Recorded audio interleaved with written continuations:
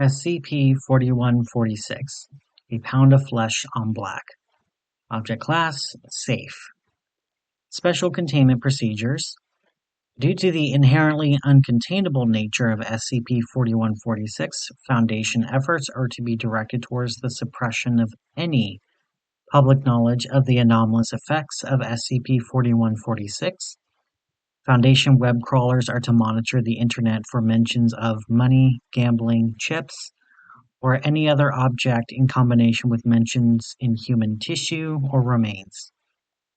In the event that there is any indication of awareness of the true nature of SCP-4146, Class B amnestics may be applied as necessary.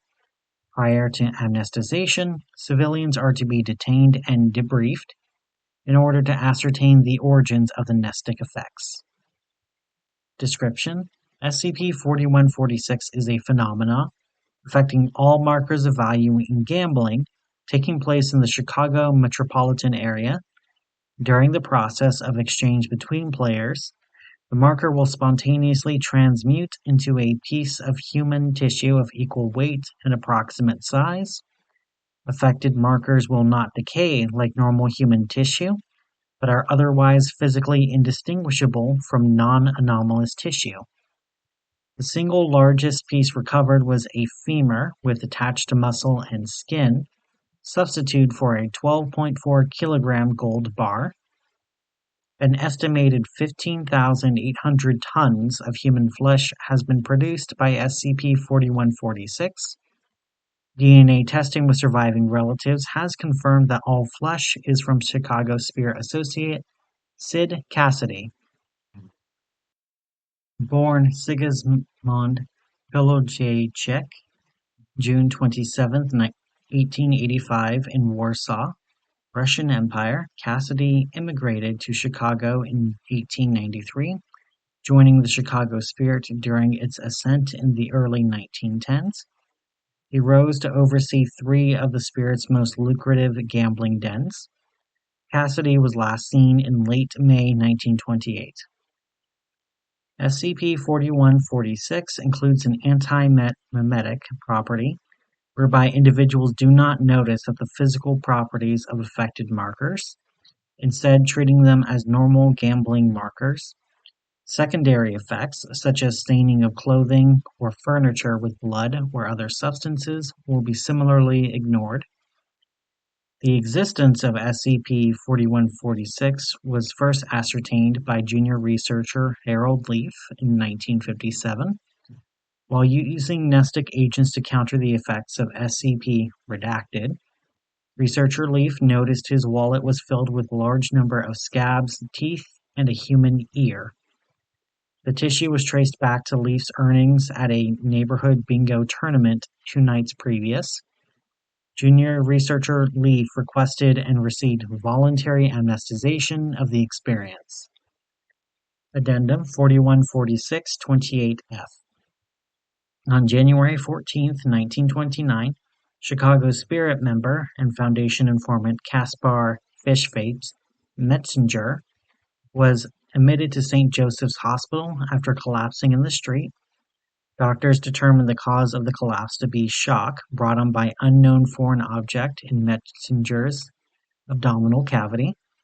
By the time Foundation agents were able to speak with Mr. Metzinger at 11:30 a.m., he was delirious from fever and pain. Agent Timothy Sullivan questioned Mr. Metzinger, while Agent Jacob Weiss served as a stenographer. The pair were only able to get a stream of consciousness diatribe from Mr. Metzinger, covering multiple unrelated subjects. After the discovery of SCP-4146, review of Mr. Metzinger's reference to Sid Cassidy alerted Foundation researchers to the connection between Cassidy and SCP-4146. Who did this to you?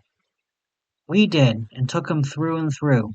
Through the hall doors you go, Sid, counting cards and blessings. A girl never skimmed as half-fast as a water strider. 1 leg too many. 5, 6, 5 mix. Chappie, believed to be a reference to Richard Davis Chappelle, leader of the Chicago Spirit organization at the time, Said you took the cash and ate it with beans. We took you in a can too. Mama, I looked up at you through the lake. Shout words through wine and piss in the dark of time. Who did Chappie take, Cap? No one. I never took a thing. Cassidy took tips, made lips through laced cylinders. Sid, you can't go on like that. You're getting greedy for living. Oh.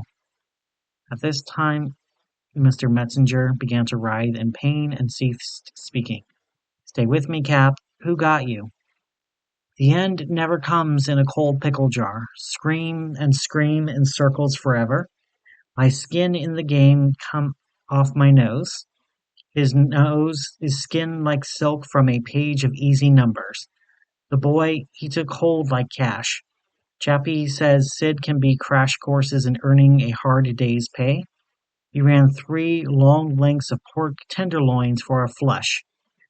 Rock torched eagles in black, chewing Canadian bean soup. Oh, Daddy, liver mush regrows.